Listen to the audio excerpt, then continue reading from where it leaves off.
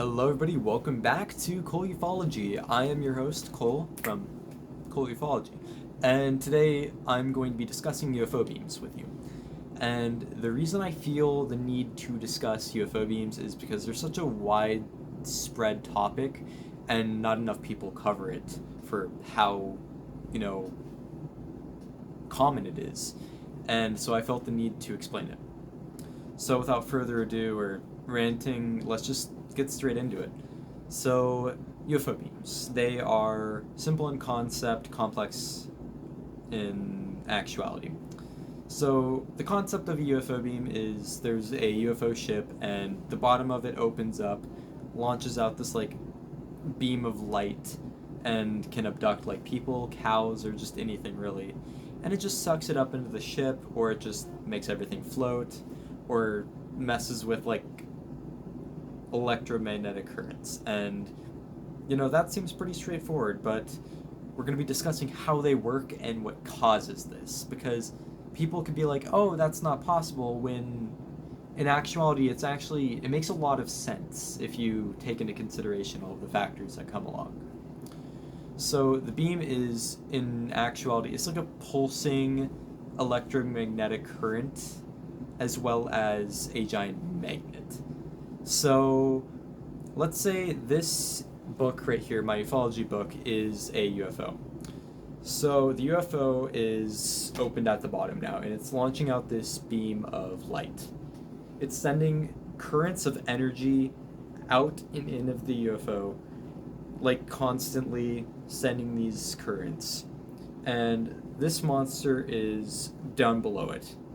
Because of the currents, it creates this kind of magnetic effect to the ship, because the ship has its own gravity and so does the Earth. It's positive magnet to positive magnet. That's how the UFO floats.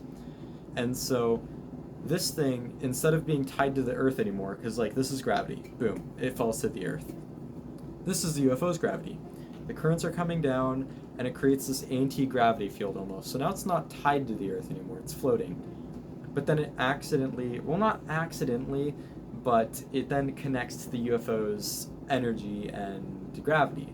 So it floats up towards the UFO and is now one with it. So it goes in through the top of the craft and is now inside. And the pulses can then stop because it's using a magnet to do this, and it floats away. So that's the most simple way I can explain it, is that it just creates an anti-gravity field and the UFO's magnetic just takes it. It's basically a giant magnet.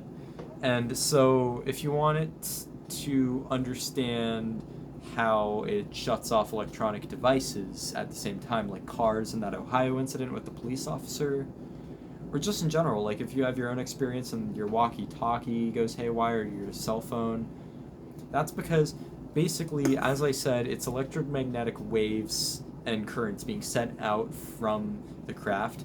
Yes, there's a light, but it's not just anti-gravity light magnet. It has electric currents in it. It has electric properties and stuff. So what that does is it can overstimulate the electronic device, either making it go haywire, causing the currents to corrupt signals and stuff from other radio waves, or it can just overpower it and shut it off completely, draining the energy from it. And so that's the most basic way I can explain a UFO beam, and I hope you found it useful for whenever you are researching UFOs in the future, or just generally curious as to how and why UFOs are able to do this. And so I hope you found this useful. That was Cole Ufology. Don't forget to like and subscribe for more UFO videos and stuff like this. I will see you in the next video. Bye.